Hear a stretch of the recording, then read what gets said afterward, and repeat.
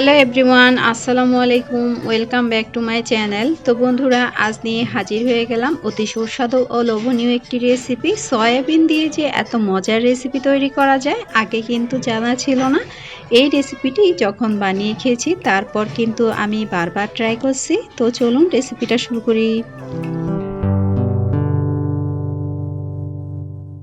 বন্ধুরা, প্রথমে কিন্তু চুলায় পানি বসিয়ে রেখেছি হাঁড়িতে। আর এই তো সয়াবিন নিয়েছি 1 বাটি পরিমাণ। আর এই তো এখানে পেঁয়াজ কুচি করে নিয়েছি, তার সাথে টক দই ফেটিয়ে নিয়েছি।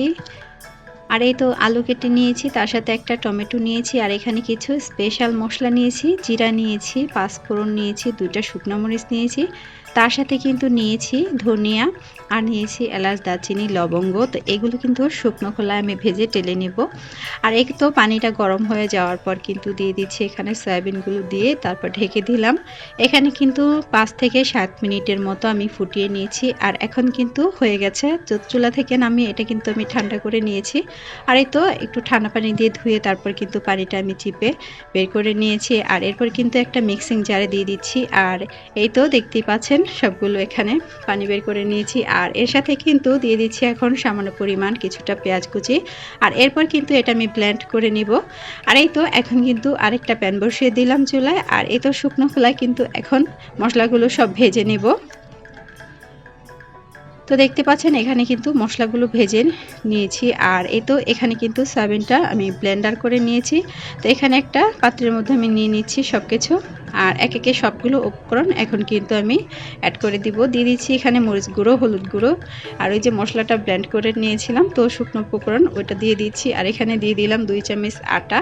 আর দিয়ে দিচ্ছি এখানে একটা নুডলসের মশলা। এই মশলাটা দিলে কিন্তু অনেক মজা হয় খেতে। তো তারপর কিন্তু দিয়ে দিচ্ছি এখানে সয়াবিন তেল কিছুটা। তো এরপর কিন্তু খুব ভালো করে হাত দিয়ে মেখে নিলাম। আর এরপর কিন্তু আমি একটু বল আকারে শেপ দিয়ে বানিয়ে নেব। তো ওটা কিন্তু আমি অফ ক্যামেরায় বানিয়ে নিয়েছি। আর এই তো এখন কিন্তু আবারও চুলায় প্যান বসিয়ে দিলাম, পর্যাপ্ত পরিমাণ তেল দিয়ে তারপর কিন্তু দিয়ে দিচ্ছি পেঁয়াজ কুচি আর আলুটাও একসাথে দিয়ে আমি কিন্তু একটু গোল্ডেন ব্রাউন কালার করে ভেজে নেব। আর তারপর কিন্তু একটু লবণও দিয়ে দিয়েছিলাম। আর এখানে কিন্তু ভাজাটা হয়ে গেছে। তো বন্ধুরা, এখানে কিন্তু এখন মশলাগুলো অ্যাড করে নেওয়ার আগে দিয়ে দিচ্ছি যে টমেটোটা দেখিয়েছিলাম, তো টমেটোটা একটু কুচি করে দিয়ে দিয়েছি। আর এতে কিন্তু খুব সুন্দর একটা কালার আসে। তো আপনারা চাইলে কিন্তু হাতের কাছে যদি সস থাকে টমেটো তাহলে ওটাও দিতে পারেন। আর আমার কাছে ছিল না তাই আমি কিন্তু টমেটোটাই দিয়েছি। আর দিয়ে দিচ্ছি 2 চামচ আদা রসুনের পেস্ট। এরপর দিলাম 1 চামচ হলুদ গুঁড়ো, 1 চামচ মরিচ গুঁড়ো। এ দিয়ে কিন্তু খুব ভালো করে এখন কষিয়ে নিচ্ছি। আর এই রেসিপিটা বন্ধুরা ভাত, রুটি, পরোটা সব কিছুর সাথে কিন্তু খেতে পারেন। আর চাইলে কিন্তু পোলাওর সাথেও আপনারা খেতে পারেন। আর এখানে কিন্তু একটু টক দই দিয়ে দিলাম ফেটিয়ে রাখা আগে থেকে। আর এই তো ঢেকে দিয়েছিলাম 5 মিনিটের জন্য। এখানে কিন্তু খুব ভালো করে কষিয়ে নিতে হবে। আর এই রেসিপিটা যে একবার খাবেন সে কিন্তু বারবার তৈরি করে খেতে মন চাইবে। আর এই তো কিছুটা পানি দিয়ে দিলাম আলুগুলো সিদ্ধ হওয়ার জন্য। আর এখন কিন্তু আবারও ঢেকে দিয়েছি পর্যাপ্ত পরিমাণ পানি দিয়ে। তো এ পর্যন্ত কিন্তু সিদ্ধ হয়ে গেছে অলরেডি। তো এটা কিন্তু আমি চুলা থেকে নামিয়ে রাখবো এখন। তো এখানে কিন্তু এই যে দেখতেই পাচ্ছেন আমি যে মশলাটা দিয়ে সব কিছু ম্যারিনেট করে আমি এই যে সয়াবিনের পেস্টটা বানিয়ে রেখেছিলাম, তো ওটা কিন্তু বলাকারে শেপ দিয়ে বানিয়ে নিয়েছি। আর এখন কিন্তু একটু ভেজে নেব। দিয়ে দিচ্ছি আরেকটা প্যান চুলায়। আর যত পরিমাণ তেল গরম করে নিলাম দিয়ে, তো এরপর কিন্তু এখানে আমি বলগুলো ভেজে নিচ্ছি।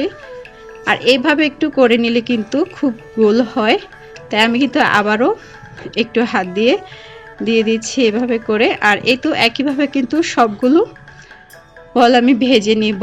আর এই তো চিকেন ছাড়াই কিন্তু চিকেন বলটা আমি তৈরি করে নিলাম।